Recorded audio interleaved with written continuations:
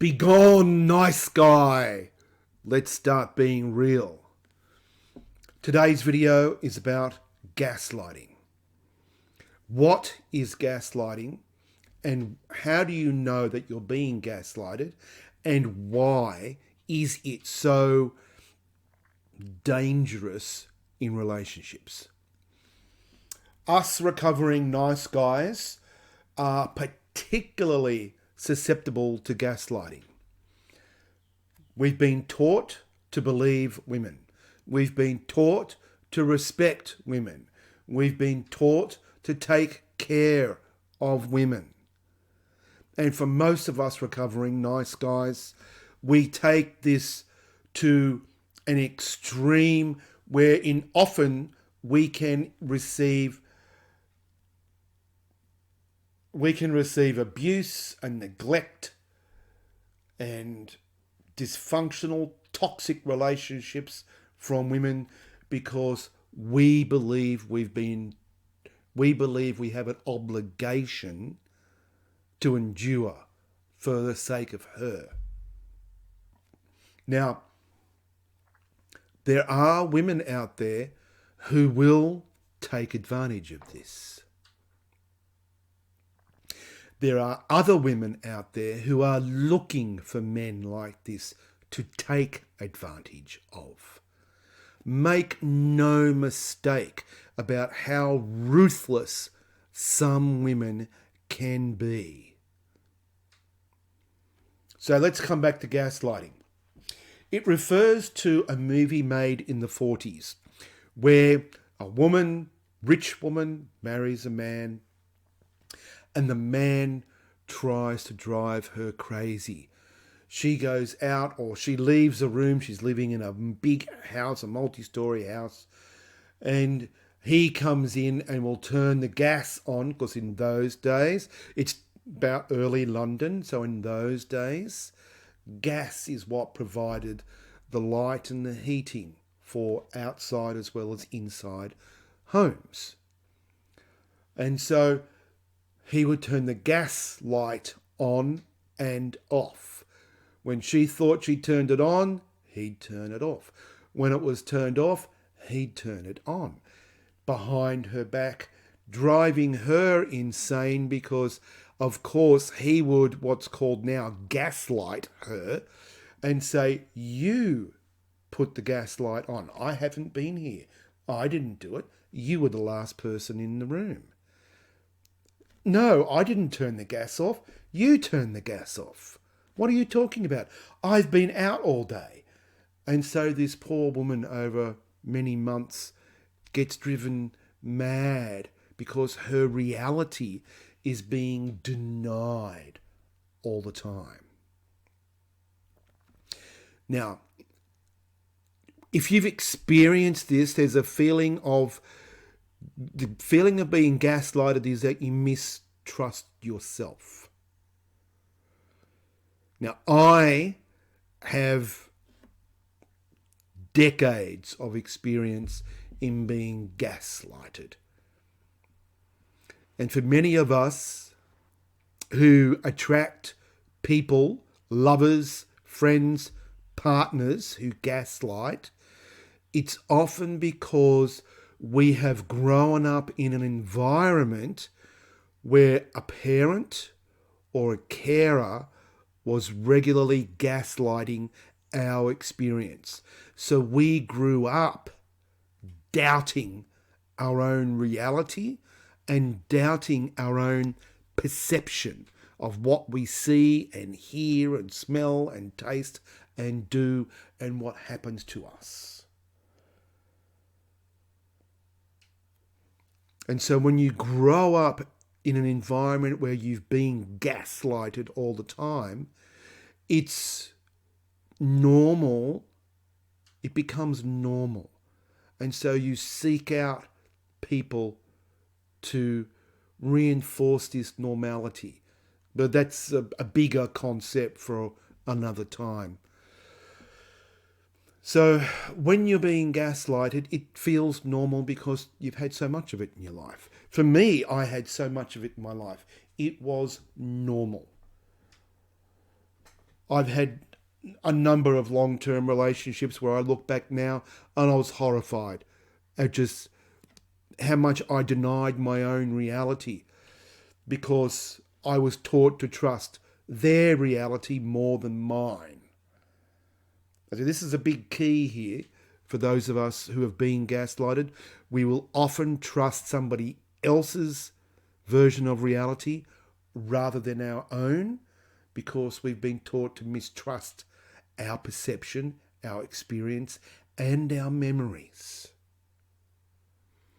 The thing about gaslighting is, well, the thing about people who gaslight is that they can be, what's the word I'm looking for? They can be so assured and certain.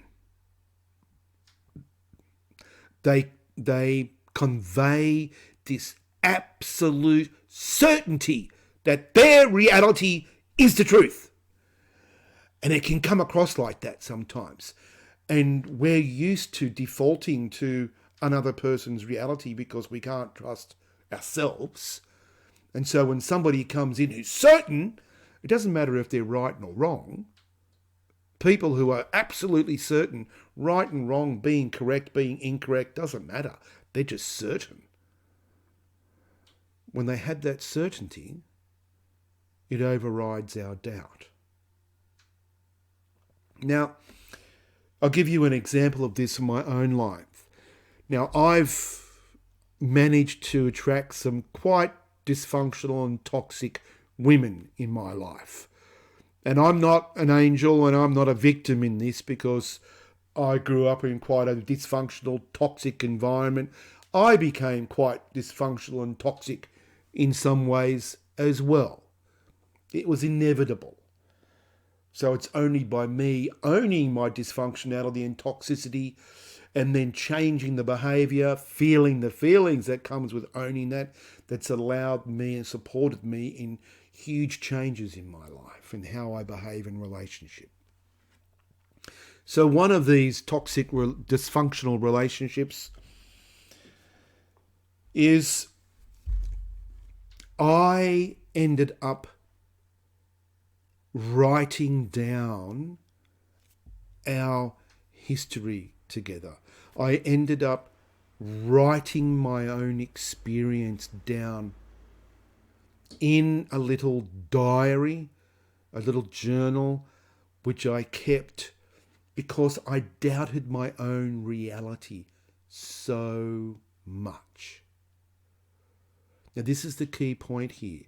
I doubted my own reality so much.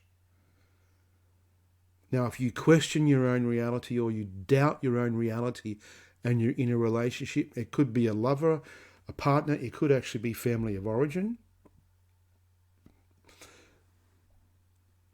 This is a tactic in helping you concretize your own experience. So in this long-term relationship, our sex life had gone out the window. It had gone from 3 to 5 times a week to basically once a month for a year, and then it had sort of sporadically, increase and decrease. But the majority of the time, there was very little sex, and what did happen was what I would call obligation sex. So she would let me have sex and she wasn't involved, and it was it's a obligation sex is just dreadful. But if it's all you're going to get from the person that you think you love, you'll take it. I took it. So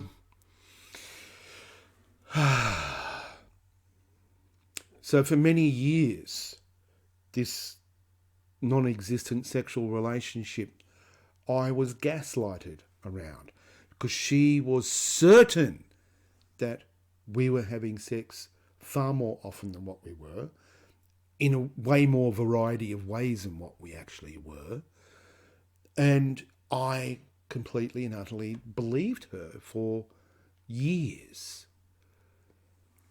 And as I started to wake up out of my trance and become aware that there's discrepancy, as you become more aware of yourself, there's this gap between what she's telling me and what I'm experiencing here. So when you're being gaslighted so much, there's no gap there, so their experience dominates.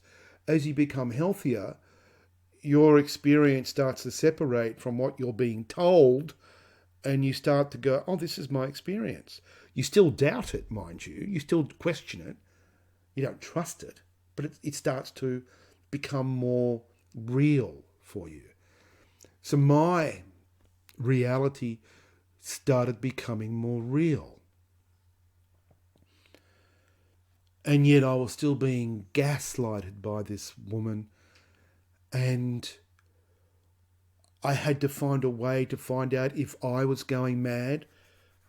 Excuse me for an itch in my neck. If I was going mad, or is she mad and she's telling me the wrong information? So for 4 months, I wrote down our sexual adventures, which wasn't very difficult because they weren't very extensive, despite what she was telling me. And so I wrote it down. I would write down the date, the time, what we did, who initiated, sort of how long it went for, and a couple of details about the experience. And it was just objective. It's not to actually have ammunition to attack anybody. It was just there so I could trust my own experience, because I felt so mad. So 4 months I did this. And then we got to a conversation that just popped up, one of those times we're talking about, and I'm, offering feedback around, I want more of this, and how can we get more of this in our lives? And so she starts gaslighting me about our sex life. We're doing this and we're doing that and we've done that and we're having sex 4 times a week and we're doing this and we've done that, and she starts with her gaslighting. And I have 4 months of written records that I can trust, because I've written these records as soon as I could after any experience. And I presented this to her going, sorry, that's not right. I've actually, I started off firstly, that's not right. This is what's been happening. What you're saying is not accurate. This is what's happening. And so the more I asserted that what her version is not accurate, the more certainty that she came across with that her reality is true. And so it's like, so hang on, look, this is the last 4 months. And I gave it to her. And so there's nothing that she could say, because that's the evidence there. I thought there was nothing she could say.